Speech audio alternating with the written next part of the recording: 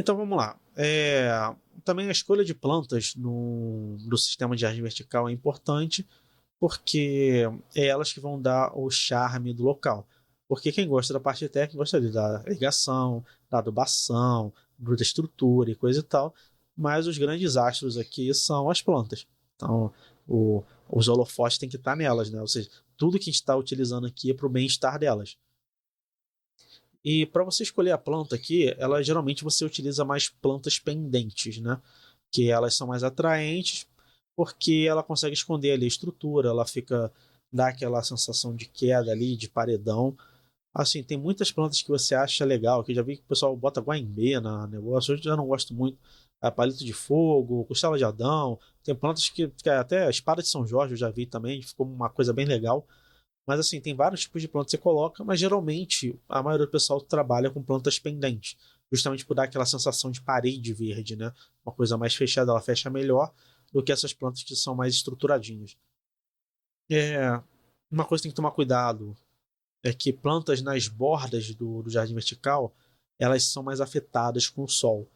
Então, tem que tomar muito cuidado, dependendo da espécie de samambaia que você colocar nas bordas, ela vai sofrer mais, porque geralmente uma planta ela vai sombreando a outra, ela vai dando uma sombreada na outra ali, e até às vezes ajuda ou às vezes atrapalha, dependendo da quantidade de iluminação. Então, mas tem que saber que as plantas de cima não tem ninguém para atrapalhá-las ali, então ela vai tomar o sol na lapa. Então, você tem que ter uma noção disso. Então, evita de utilizar plantas que são muito frágeis, quando é um local com muito sol, e uma planta que não se dá muito bem com o sol, se você colocar nas bordas, ela provavelmente vai sofrer. Que é comum essas plantas elas sobreporem umas às outras. Então, se você tem um desenho muito limitadinho, você quer fazer um desenho perfeitinho, cheio de contraste de cor e coisa e tal, bem alinhadinho, você vai ter problema porque muitas plantas vão sobrepor umas às outras. Então, a planta vai crescer de um lado, vai crescer do outro, aí uma cresce mais do que a outra.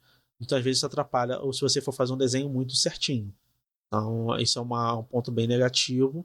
Mas quando você faz uma coisa mais orgânica, mais que não tenha muita forma, aí você já tem mais vantagem porque você não precisa se preocupar. É, você tem que também tomar cuidado que existem plantas que elas modificam a sua folhagem quando você coloca. Então, no caso aqui é legal que é o cingone, por exemplo, é que ele ele em forma de quando ele está no solo ou quando ele está ali num vaso, alguma coisa, ele fica dessa forma, né? Por exemplo, um cingônio que tem essa mais comum aqui, principalmente na minha região, ele fica branquinho aqui, fica com essa carinha de burro. Agora, quando ele pega, ele sobe num tronco, ele se fixa em alguma estrutura, ele começa a ficar assim. Ele fica completamente diferente da planta que nós utilizamos ali. Então, às vezes, isso acontece. A planta ela tem uma adaptação da folha de acordo com a necessidade dela. A jiboia também acontece isso, quando ela está presa a um local, a folha tende a modificar. Então, isso aqui às vezes pode ser um fator decisivo da escolha da planta, dependendo da situação que você for utilizar. É, às vezes você utiliza muita planta também de forração, no caso o dólar. Ele é uma planta bem legal quando você coloca ele ali, porque ele dá um enchimento bacana, ele fica bonito. A zebrina também, a zebrina é uma ótima planta para nidificar, mas elas são plantas de forração ali. Elas gostam de ficar forrageando ali no solo, faz um tapete. Então, muitas das vezes, você vai ter que fazer replantio delas, né? Porque ela tende a fazer isso, mas quando ela vai crescendo, crescendo, vai achando o solo, ela vai acabando morrendo aqui essas partes. Então, é legal fazer a poda, fazer o replantio. Então, tem que ter uma atenção a isso. Você tem que pensar como é que a planta vai se comportar, né? Ou seja, igual que eu falei ali nas anteriores, se a planta vai mudar a folhagem de acordo com o jeito que ela está ali, se a planta, como é que a planta vai crescer.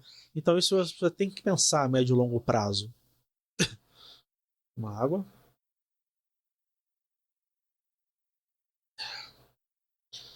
Aqui o que eu falei, né?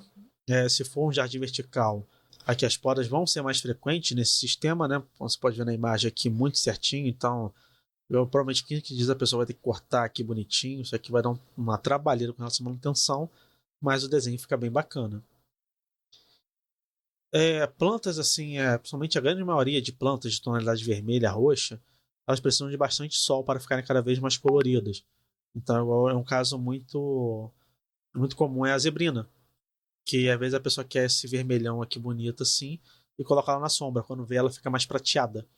Então, ela precisa de um sol bacana para poder ficar nessa tonalidade mais roxeada. Então, isso é uma coisa, é um fator que você tem que entender como é que a planta vai funcionar ali naquele sistema. A grande maioria das plantas com flores, elas precisam de bastante sol, ou seja, planta com flor não é uma regra geral, né, mas a maioria delas precisam de bastante sol. Então não adianta você botar uma margarida no jardim vertical dentro de casa, você vai ter muito problema com isso. E também, se você for um profissional que está atendendo isso, está atendendo, está fazendo esse jardim vertical, conversa com o cliente que se for utilizar plantas anuais, né? Porque às vezes tem muitas plantas que elas têm um ciclo de vida anual. Então, às vezes o cliente quer porque quer colocar, mas ele tem que saber que vai ter um replantio constante, vai ter um gasto constante com plantas. As perenes também você vai ter que fazer, uma hora ou outra você vai ter que fazer replantio, dependendo do sistema ali que você vai utilizar. Mas as anuais você sabe que você vai ter de ano em ano, você vai ter que fazer um replantio. Beleza? Então, pessoal, eu acho que é isso, né? Esse foi todo. Deixa eu terminar de. Pronto, agora foi. Esse foi um bate-papo aqui, uma mini aula, né, de jardim vertical, para vocês entenderem um pouco de como é que ele funciona. Como eu havia falado, é com base na minha experiência, no que eu já aprendi, no que eu já estudei e no que eu já presenciei. Qualquer dúvida que vocês tiverem, qualquer coisa que possa acrescentar nesse nosso vídeo aqui, podem colocar aqui nos comentários, tá? E qualquer dúvida que vocês tiverem, se vocês precisam de auxílio, de assessoria ou consultoria para você poder fazer um jardim vertical, pode entrar em contato comigo, tá bom? Valeu, gente. Até a próxima.